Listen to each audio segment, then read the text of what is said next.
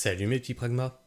Alors, vous n'êtes pas sans savoir, j'imagine, que le changement climatique a des impacts sur les végétaux et sur les forêts, et que si le changement climatique continue à cette allure-là, nos forêts n'auront plus rien à voir avec les forêts actuelles, d'ici quelques dizaines d'années, peut-être un siècle.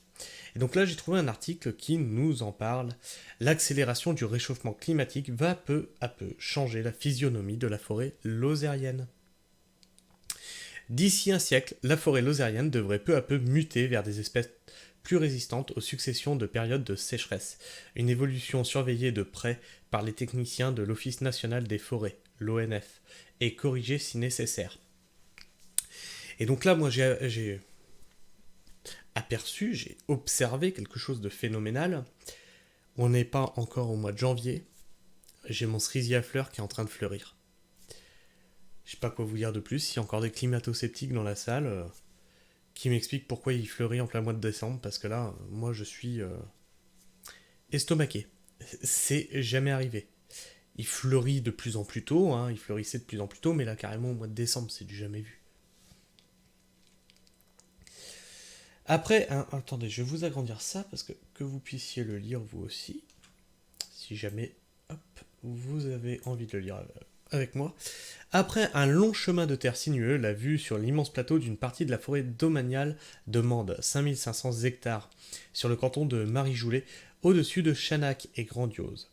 C'est là que Laurent Thoiron, responsable de l'unité territoriale COS-Aubrac, et Yannick Buisson, technicien forestier territorial du même secteur, fonctionnaire à l'ONF, viennent régulièrement inspecter les lieux. Notre mission première est d'assurer la pérennité de la forêt pour la biodiversité, la faune et les générations futures, commande-t-il. Nous, les forestiers, nous constatons et alertons depuis longtemps que le climat change. Je pense qu'ils sont aux premières loges pour le voir. Note Laurent Thoiron. Il y a des dépérissements importants sur des arbres implantés depuis longtemps. De l'autre côté du vallon, un grand conifère mort est visible, perdu au milieu de ses congénères. Première victime de l'inexorable remontée du climat méditerranéen vers la Lozère. Nous devons anticiper et implanter des essences plus résistantes. La récolte finale se fera dans 100 à 100 à 125 ans. 120 ans, pardon. La forêt n'est pas un jardin, c'est un temps long, insiste Yannick Buisson. Et oui, la forêt c'est un temps long, et le changement climatique, lui, il commence à être de plus en plus brutal. Et il y a des espèces qui ont du mal à survivre. Petit exemple, pas cette saison-là, la saison d'avant, on a eu un épisode caniculaire de fou. On a un saule pleureur qui a séché sur pied. Et pour de vrai, il a vraiment, il est mort. On a des arbres dans la haie bocagère qui sont passés vraiment à deux doigts de lâcher tellement il y avait plus d'eau dans le sol, quoi. Sur la forêt de Mende, le pin noir d'Autriche règne encore quasiment en maître, adapté au sol calcaire, habitué à la sécheresse et au froid. Voilà, donc si on commence à... Parce que c'est ce que je pensais là quand il disait les trucs du sud, donc en fait on va avoir des forêts qui vont plus ressembler aux forêts bordelaises, donc ça va être de l'épineux quoi. Adapté, ouais. Selon les graphiques de projection à 50 voire 80 ans établis par l'ONF, le conifère va mal s'adapter. Ah, il va mal s'adapter, donc vous voyez, c'est moi qui fais une bourde. Même cet arbre hyper rustique ne sera plus à sa place dans certains cas de figure. Qu'est-ce qu'on va mettre des palmiers, commente Laurent Thoiron. Notamment sur des sols pauvres ou des coteaux orientés vers le sud.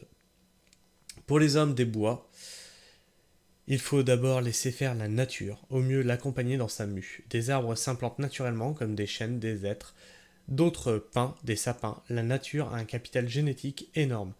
Pour eux, elle aurait la capacité de s'adapter au changement climatique. Sauf que l'inquiétude pointe.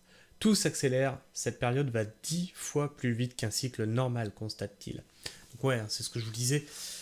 La forêt est un temps long, mais le changement climatique, lui, commence à être brutal, quoi. Que va devenir la forêt? Que va devenir la forêt en France? C'est bizarre cette phrase aussi. L'ONF a retenu une stratégie graduelle. Le scénario de la reconduction estime qu'en 2100, 50% de la forêt se régénérera encore. L'autre moitié, en inconfort climatique, serait remplacée par une rotation d'essence plus adaptée. Et on oublie peut-être, alors peut-être qu'ils en parlent plus loin, qu'il y aura aussi de plus en plus d'incendies, de feux de forêt.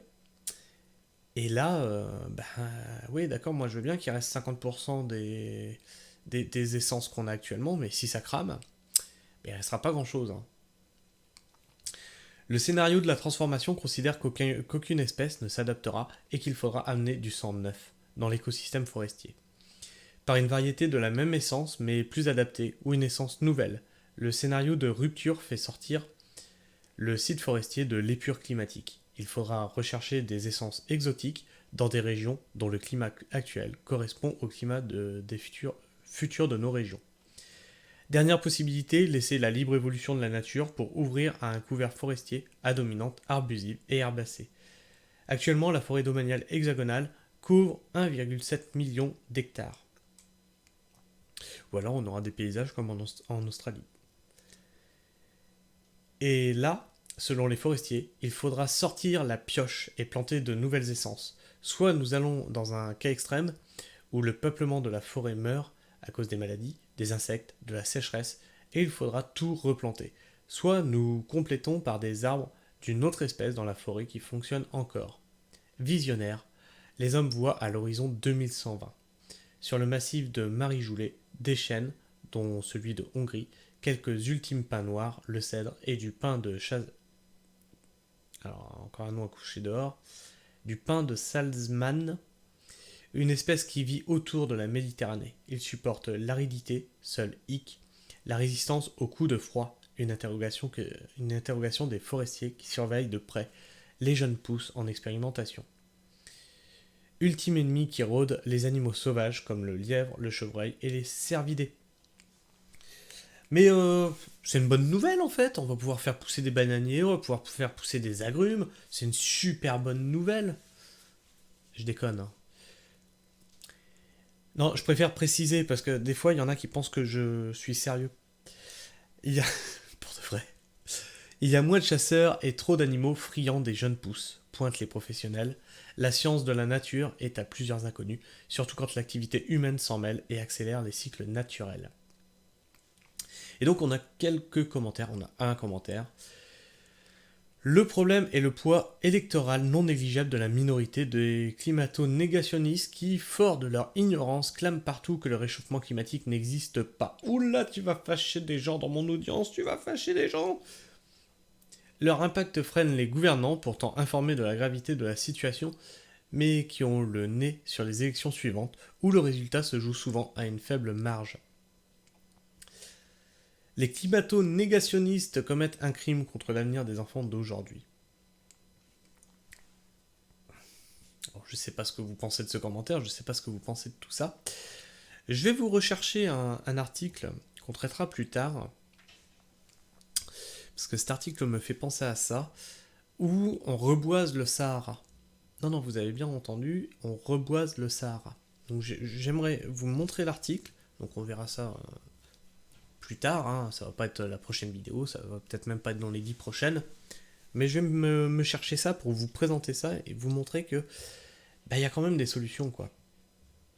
En tout cas, je sais pas ce que vous pensez de tout ça, n'hésitez pas à me laisser vos avis, vos opinions dans les commentaires, à discuter entre vous, hein. C'est toujours plaisant, hein, de vous voir argumenter, donner vos avis, vous opposer des fois, tant que ça reste dans le respect. Si vous aimez ce que je fais, mettez un like. Si vous détestez ce que je fais, je sais même pas ce que vous foutez encore là. Mettez un dislike.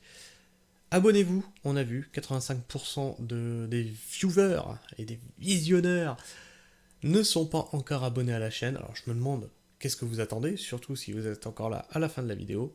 Sur ce, moi je vous fais la bise. Prenez soin du sol et restez pragmatiques. Ciao.